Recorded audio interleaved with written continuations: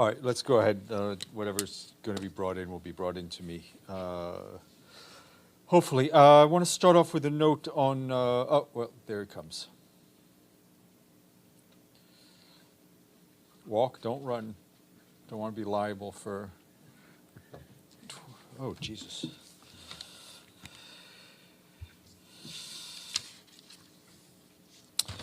All right, just want to start off with a note and a clarification on Ukraine. I think, as you may have seen in the past few days, there've been repeated comments by various Russian officials accusing the United Nations Secretariat of having either canceled or blocked a visit by the International Atomic Energy Agency to the Zaporizhzhia nuclear power plant.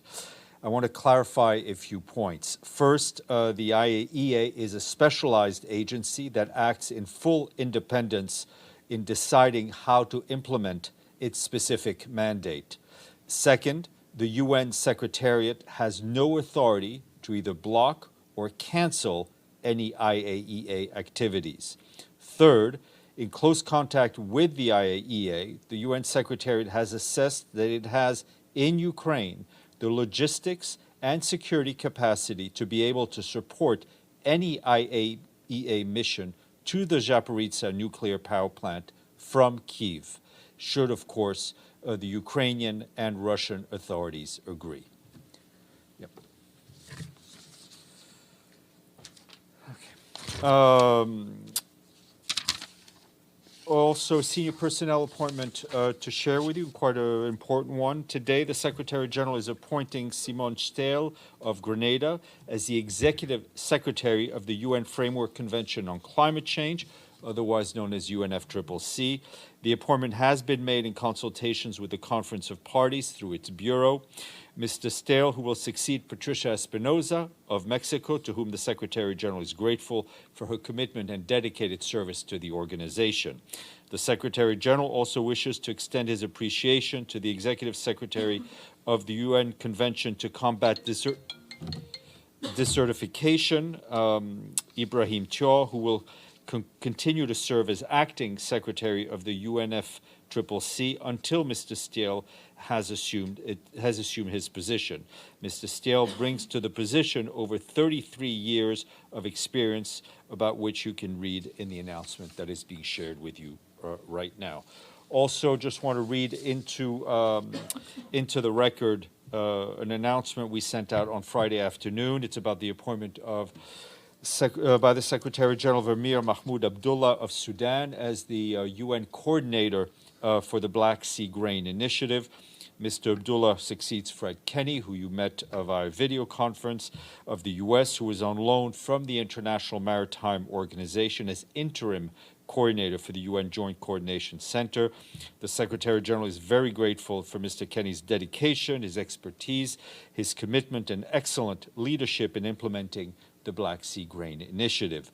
Mr. Abdullah, for his part, brings over 30 years of experience in the areas of humanitarian response and management with the World Food Programme, as well as expertise in emergency operations, supply chain, and security. A lot more information is available online.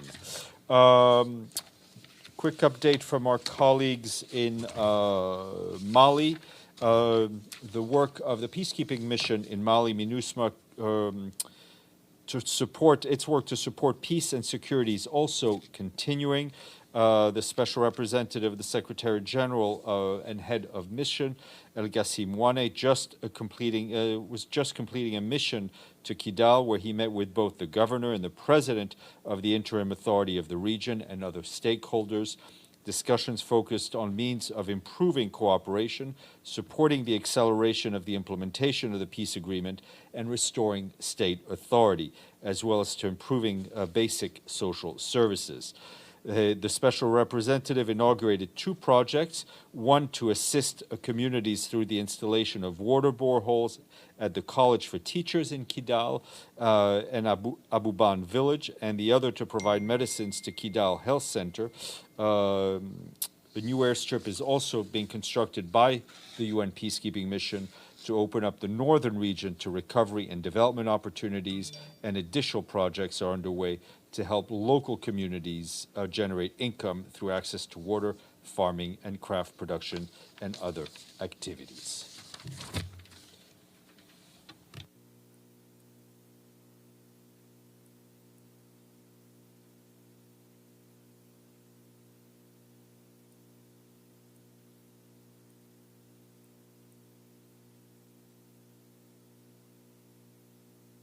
Try and test my ability to actually work live here. At some point, there will be an accident. Hans Grunberg, the special envoy for Yemen, briefed the Security Council by video conference today on the recent 2-month extension of the truce in that country. He said that along with the truce extension, the parties committed themselves to using the next 2 months to continue negotiations to reach an expanded truce agreement by October 2nd. Mr. Grunberg said that 4.5 months into the truce continues to broadly hold in military terms. He added that we continue to see significant decline in civilian casualties, with the first week of August seeing the lowest civilian casualty count since the start of the truce and since the beginning of the war. The special envoy said the road openings in Taiz and other governorates continue to be at the forefront of his efforts. He also discussed the opening of Sana'a International Airport to commercial flights, saying that so far 31 round-trip flights have operated to and from Sana'a, transporting more than 15,000 passengers. Just to let you know that on the Afghanistan issue, I think you had a pretty extensive briefing from Ramiz, but I would encourage you to look at a number of statements, notably from Sima Bahous, the head of UN Women, from Natalia Khanum, the head of the UN Population Fund, and from our friends across the street at UNICEF. Those statements focus very much on the issue of human rights for women and girls and the lack thereof in Afghanistan. There we go. Maybe I should start on time because, okay, there we go. All right, thank you. Yesterday, you will have seen that we issued a statement on Egypt in which the Secretary General expressed his sadness at the strategic fire that occurred at the Coptic Abu Sifin Church in Giza, in Egypt, near Cairo, killing and injuring dozens of worshippers, including many children. The Secretary General expressed his deepest condolences to the families of the victims at this horrific accident, as well as to the government of people of Egypt, and wished a swift recovery to those injured.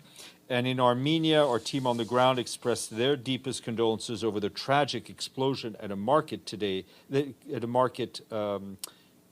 explosion that took place at a market in Yerevan. I think that explosion took place yesterday. Our thoughts are with those who lost loved ones, and we also wish a swift recovery to those who were injured.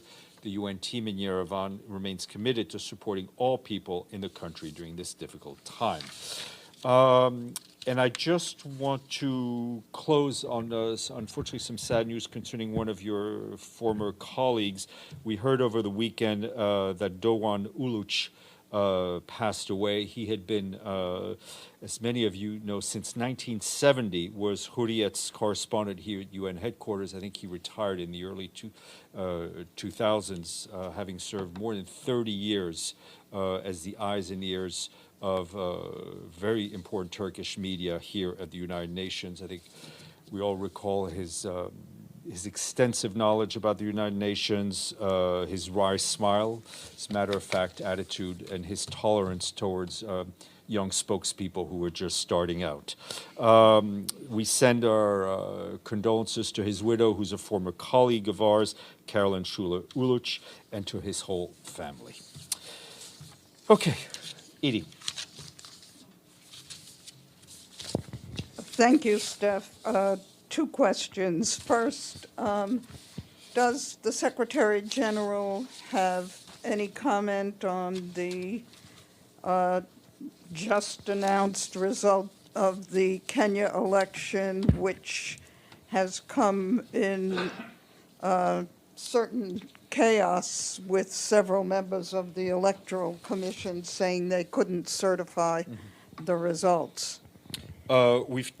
we've taken note of the results that were announced by the chairperson of the Independent Electoral and Boundaries Commission, and that the announcement was that William Ruto is the president elect.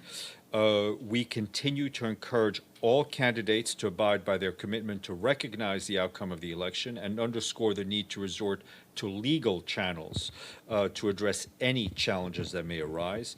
The respect for the rule of law is crucial for the peaceful completion of the electoral process. And secondly, Alexander Navalny, the Russian opposition critic, said that he is being kept in solitary confinement. Does the Secretary General... I hadn't seen that. Let me look on that and I'll give you some language. Yes, Murad. Thank you, Stéphane.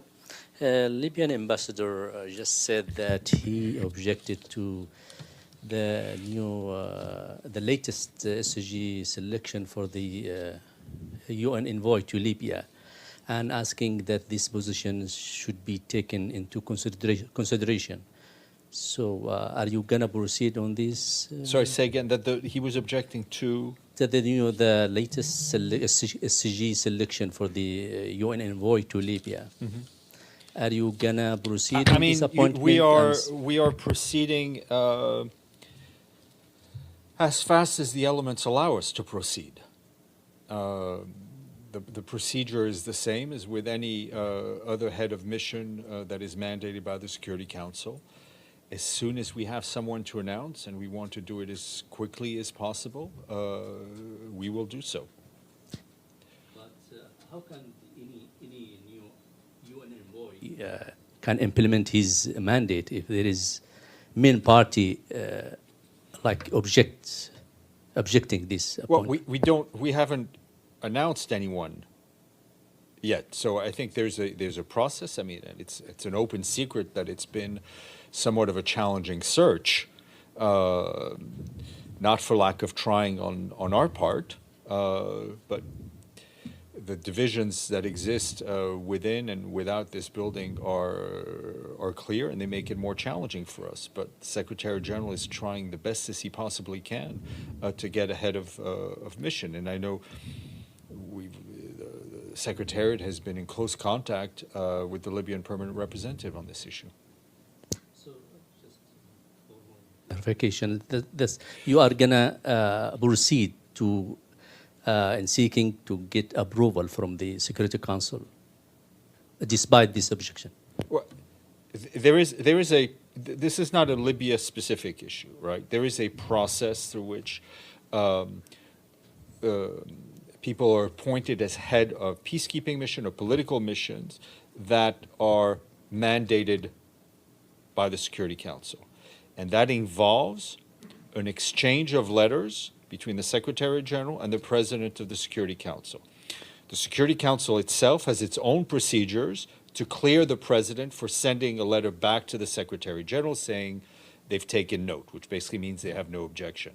So the process is the process, right? And I hope, and I think the Libyan people deserve that we find a candidate that is acceptable to all parties. But it has to go through the process that is singular to this wonderful organization.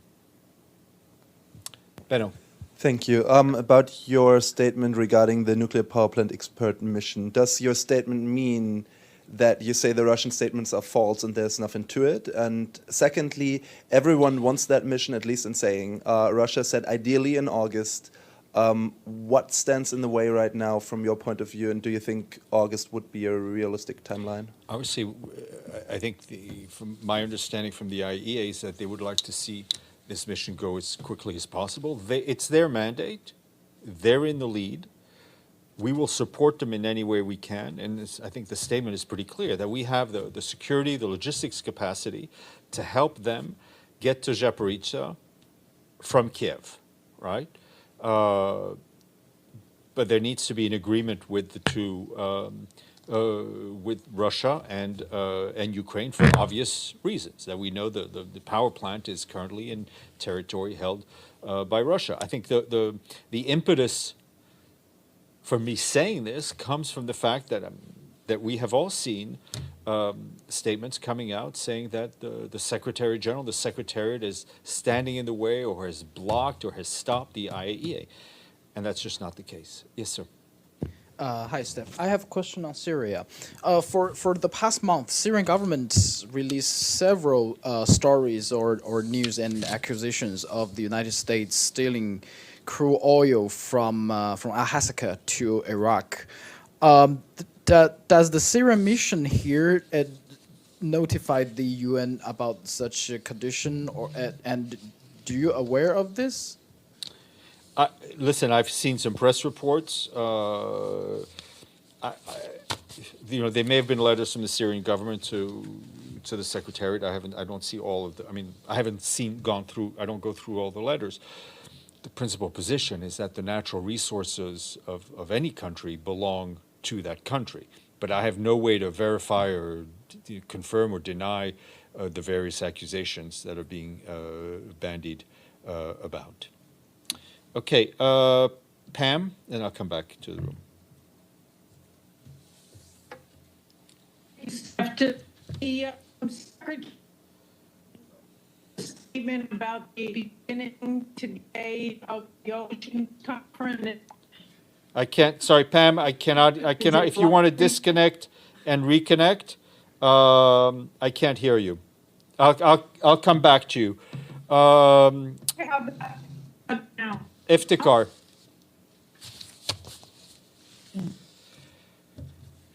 Thank you, Steph. I join you in condoling the death of Uluç, who was my roommate in room 265 for 20 years. But my question is about Dr. Hafiz Sadek. I'm hearing that she passed away. She was the head of the UNFPA and special advisor to the Secretary General on AIDS. I will check, but I've not heard. Okay. Thank you, Oscar. Now, sorry, then I'll come back. Yes, thank you, Stéphane. Stéphane, my question is regarding the situation on Nicaragua, on peace and justice. The escalation is a tension between the Catholic Church and the government of Nicaragua. So the Catholic Church, the community is raising their voice, asking for intercession against the repression by Nicaragua's president, Daniel Ortega, whose governance has been shut at 7 radio stations belonging to the Catholic Church, and with the action against Bishop Rolando Jose Alvarez, who has been placed under arrest, treated with prison for accusations of inciting violence actions to carry out of hate against the population. This is not the first time these kind of incidents are happening in Nicaragua. So what is the Secretary General reaction on these denouncements of persecution and harassment against the freedom of religion? Oscar, thank you for the question. I have not seen that latest development, but I can tell you that whether it's the Secretary General or his High Commissioner for Human Rights, we've expressed repeatedly our concern at the overall human rights situation in Nicaragua, notably on the lack of space given to civil society, to put it subtly. Thank you. And to follow up, Stéphane, to follow up on these regards, those actions are considered as a crime against humanity for a government when it goes against the freedom of religion? Are these actions regime or dictatorship? I'm not in a position to designate what or does not constitute a crime against humanity. That's for legal experts. What I can tell you is that we have repeatedly expressed our concern, and also directly with the government through the Human Rights Office, at the general human rights situation in Nicaragua. Ms. Salome. Thank you. Thank you, Steph. I know we just had the briefing from the humanitarian coordinator from Afghanistan, but the Wall Street Journal is reporting that the United States has taken returning Afghan funds to the Taliban off the table, that those negotiations have stopped, and there's no intention of doing that. If that's, does the Secretary General have any knowledge of this? I know the UN is not directly involved in the talks, Do you have any reaction to what that would mean for the people of Afghanistan and if that happens, or any concerns, or would there be a role for the UN to play if the Taliban can't handle that? I mean, as you yourself said, we're not directly involved. I know there had been discussions, talks with the U.S. about the status of those funds, also in our humanitarian needs, but I'll try to get a bit more detail on that. Amélie, and then we'll.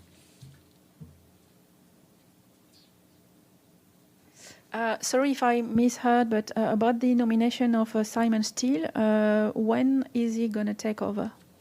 He will take, I mean, he has been, it's not a nomination, it's an announcement. He will take over, let me see if that's clear.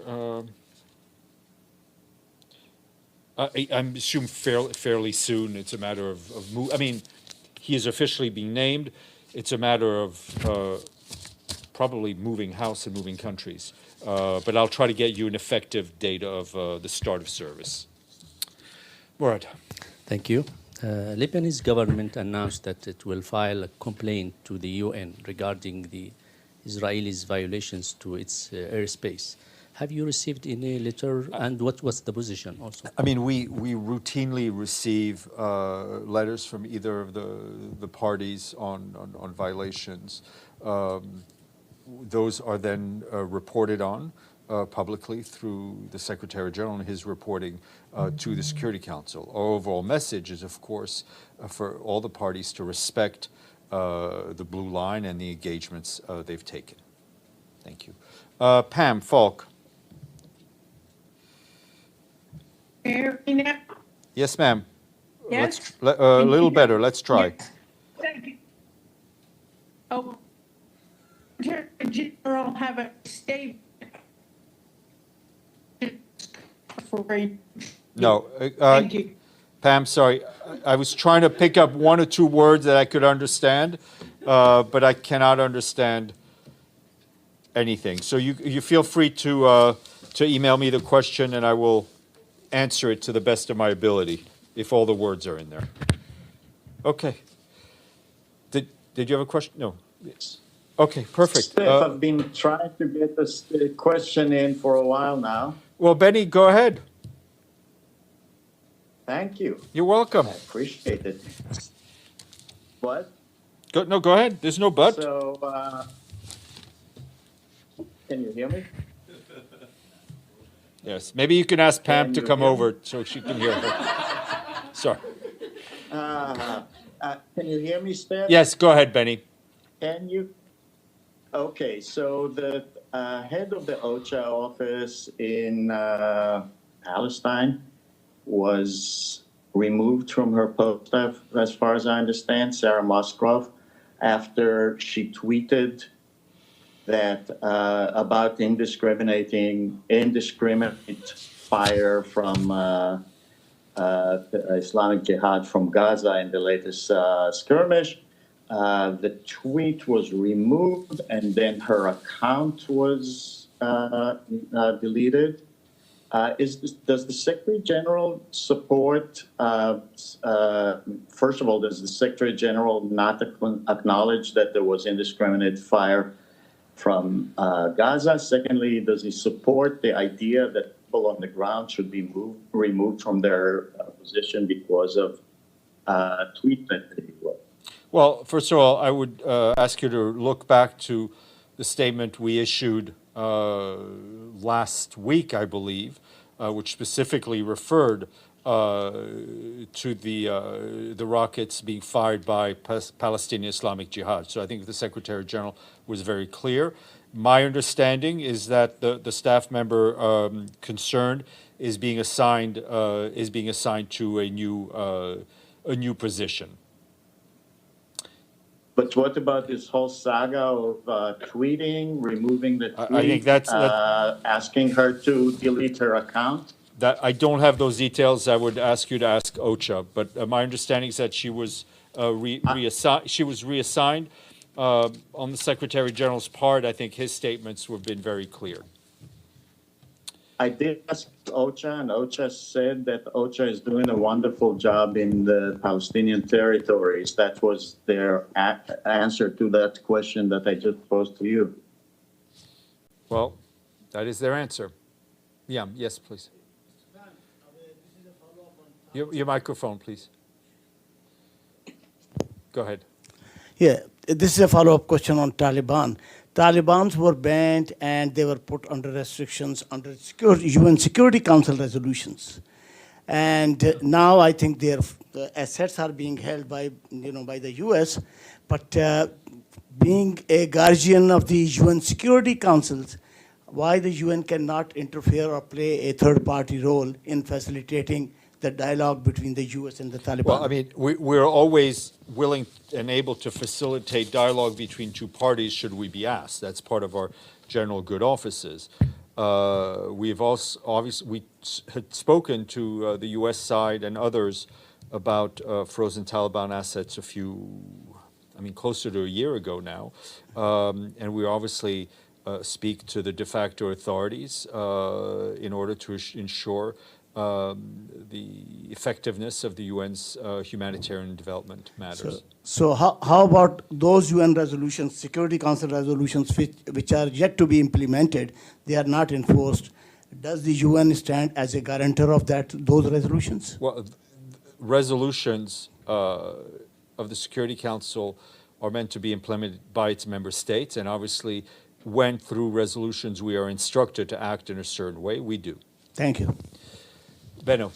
A question about migrants. The governor of Texas is busing migrants through the country to Washington and New York something that people see as a political move. Does the Secretary General think that this is the appropriate way to treat migrants?